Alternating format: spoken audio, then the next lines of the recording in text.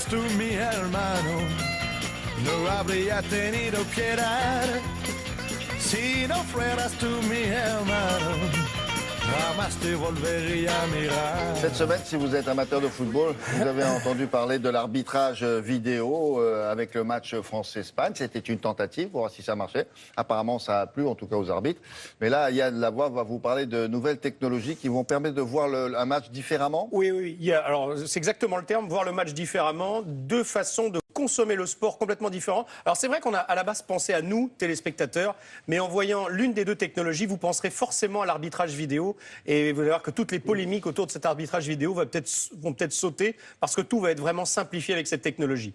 Celle-ci, ça consiste à mettre 35 caméras 5K, pas 4K, mais 5K, qui vont quadriller le terrain. 5K, c'est surpuissant, on va dire. Voilà. Donc, il y a une définition qui est absolument merveilleuse. Les stades de Madrid et de Barcelone en sont déjà équipés et le terrain est complètement quadrillé. Et donc, ce qui fait que, pratiquement à l'instant T, vous pouvez recomposer l'action qui vient d'être jouée, mais en 3D. Pardon ? C'est-à-dire vous-même assis dans votre fauteuil ? Non, on vous le propose, mais vous pouvez regarder sous l'angle que vous voulez. Il y a 35 caméras.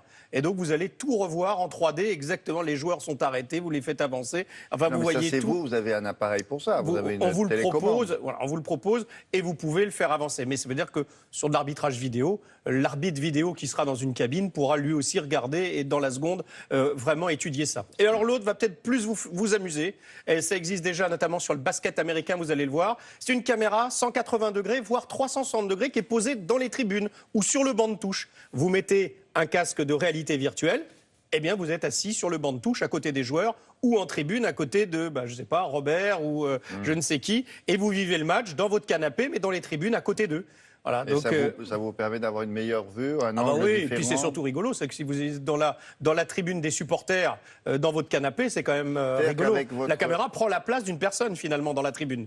Oui. Voilà, donc vous êtes à la place de la caméra. Vous pouvez changer si vous avez envie d'être... Exact.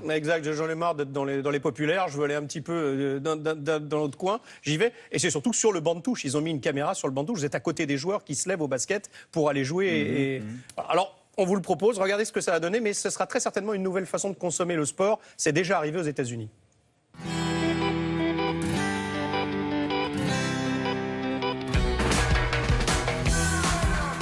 Le sport aujourd'hui connaît une révolution. Cette révolution va permettre de diffuser les événements sportifs d'une manière plus interactive et plus personnelle. Et on y participe, notamment à travers la mise en place de deux différentes technologies qui sont complémentaires. La technologie replay permet en fait de recréer les meilleures actions d'un match en 3 dimensions, en 360 degrés. Cela permet à l'utilisateur de choisir l'angle selon lequel il souhaite voir cette action.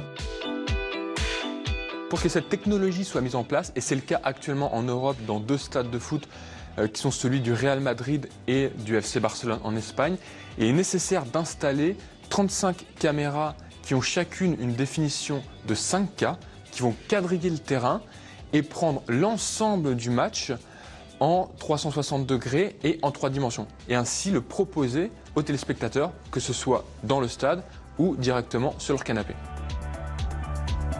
La deuxième techno, qui s'appelle TrueVR, permet en fait aux téléspectateurs, depuis son canapé, de se retrouver plongé en plein milieu de l'événement sportif en direct. Alors comment ça fonctionne ? Il y a plusieurs caméras qui sont installées au sein de l'événement. Le téléspectateur enfile son casque de réalité virtuelle et il choisit à quel endroit du stade il souhaite se retrouver et regarder cet événement. Par exemple, dans un terrain de basket, le téléspectateur peut décider de se retrouver derrière le panier, derrière la table de marque, en plein milieu des gradins, en tournant la tête. Il va vraiment profiter de l'ambiance du match comme s'il y était, alors qu'en fait, il reste chez lui. Cette technologie, pour l'instant, n'est mise en place qu'aux États-Unis. Sa méthode d'utilisation est extrêmement simple. Vous êtes sur votre canapé, vous mettez votre casque de réalité virtuelle, vous lancez un espace d'application. En quelques clics, vous vous retrouvez plongé en plein milieu d'un match de foot, un match de basket et autres.